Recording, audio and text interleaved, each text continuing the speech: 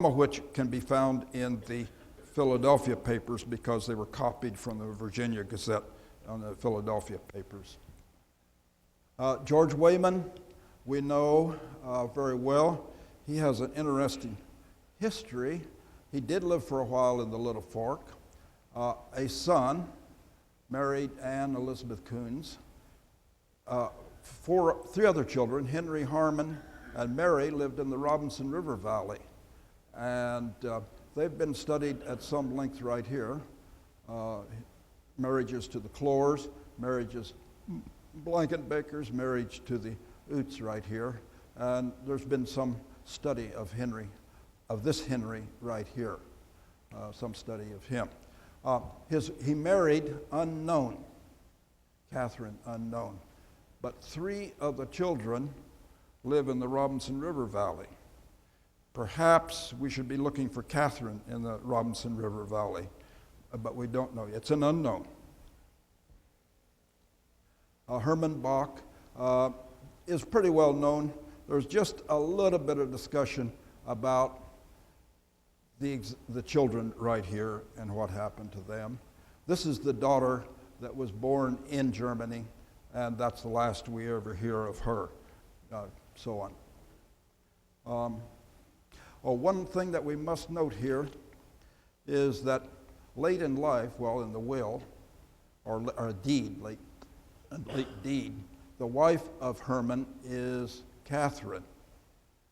In Germany, he married Anna Margaret Hausmann. She died somewhere along the line. When did she die? Did she die here during the trip? And that maybe Catherine is the wife that has the mother of the children? Or was there another wife here? Or did Anne Margaret live? You can see how uncertain this is right here. As to the mother of these right here, we just, to say anything is really stretching a bit to say anything. John Hoffman was a bachelor. He died and left no heirs. John Frederick Miller eventually moved down to southern Virginia, Lunenburg County. His land was taken by Fort Mayo during the French and Indian War, and then he moved to Halifax County, and he and Kreitz were the first naturalized citizens there. And the story of Frederick, something about his brother Herman, and Herman Kreitz have been told in a story here and beyond Germanna. Now, his will of John Frederick Miller calls his wife Maria, and he did marry Anna Maria Arndt, which would normally be, she is called Mary. But with a death rate of 2 out of 3, even though it's Mary there and Mary here, you still got to be a little cautious that that's the same Mary. Now, the descendants are inclined to say that the Mary of the will is the Mary here. Well, I hate to argue, with them, but you put a real question mark after it, I would have the feeling. The children of John Frederick, I won't go through this. The one child born in Germany, there's no further information. There are these, and you might think that these two are the same people, Haman and Harmon. And the descendants swear that no, both names occur in the records, and it's quite clear, 5 minutes. And so there's a danger, again, in assuming that Anna Marie was the mother of these latter children. Herman Miller, he was a brother. He goes down to his brother. He, for a while, lived in the Little Fork. He's down with the Millers, too. So there may have been more connections there than we know about. So what happened in 1738? First, in 1735, there was only 268 people through Rotterdam. Next year, it tripled. The next year, that doubled. And the next year, that quadrupled. Now, there were with one or two exceptions, there were no ships that were assigned to carrying passengers that did it on a steady basis. There were 2 ships that did do that. Most of the time, it was these freighters who said, there's passenger freights available. There's passengers that want to be taken. Well, we'll put up some bunks in the ship and we'll take passengers. Half the captains calling at Pennsylvania had never had any experience carrying passengers before. So, I mean, inexperience of the first order. So the shippers this year, 1738, were just not prepared for that number. The people arrived very early, and they were forced to live in camps outside Rotterdam, and illnesses struck many. And so it was becoming a serious situation just living in the camps. And they had to call up more ships, and then they crowded them on board ships, and then they had bad weather crossing the Atlantic. So a total of 23 ships to carry those 6,000 people, and 2 ships never made it, besides the Oliver, also the Princess Augustus. And 4 of the ships didn't get here until 1739. So most captains had never brought passengers to America. These 2, John Stedman, Charles Stedman, were experienced. Their ships regularly carried year after year passengers, and in some years, the 2 ships could carry all the passengers. But on this one year, 1738, John Stedman in the St. Andrew took 12 weeks, that was long, and 120 passengers died. On returning to Rotterdam, he retired from the business. And he was a very successful captain. Germans liked him, recommended him. Just to show you how bad the year was, the ship Davy, arrived at Philadelphia under the command of the ship's carpenter. The captain and 2 mates had died during the trip. So you're right, Michael. Shake your head.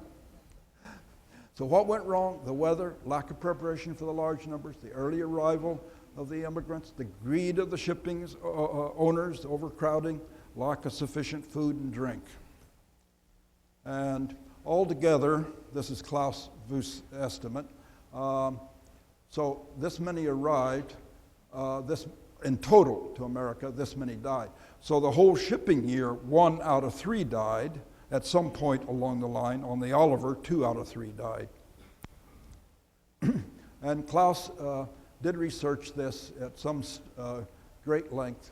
He called my attention to the report of the Moravian missionaries.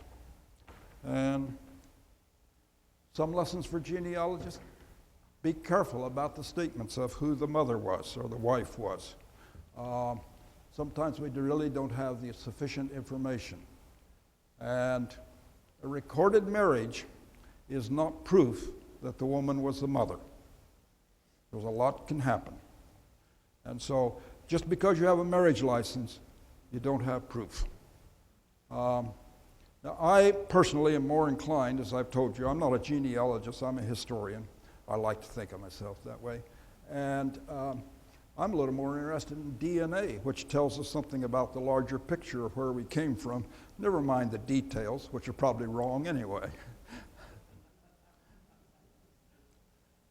So other lessons: how certain can we be that the wife in Virginia is the wife named in Germany?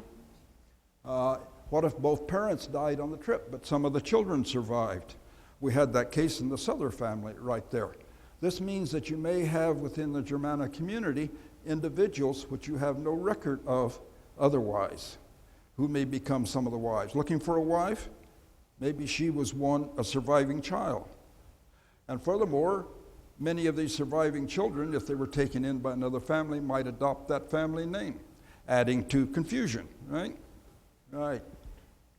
So genealogy based on a paper trail must consider probabilities. Postscript. This is a full-rigged ship. You wouldn't have seen this in 1700s. It's much too large a ship. This is a much later ship. But that's a full-rigged ship that you'd see later. More typically, you did see things like brigs. And this was very similar to the Bylander in that it has 2 masts. Instead of a lantine sail, it has this. I don't know what the name for it is. It's very similar to a Bylander. Or a brigantine, in which this main mast right here doesn't have any of the cross yards, but has only this sail like this right here. So that I think I came from Wikipedia, but that's a illustration of a bylander, and it did bring a number of people. It would have brought a lot more had it not been such a disastrous year. One final thing I would just say, I mentioned Klaus Wust here, and right now or earlier this morning, a memorial service for his daughter is being held down at Richmond. I would have gone there myself had it not been for this obligation right here. And Klaus has written stuff that we haven't seen yet, and some of us are very concerned. We volunteer to try and help get it published, but it's in the family, and I don't know how long it will remain there. He did a lot of research and did some very good research.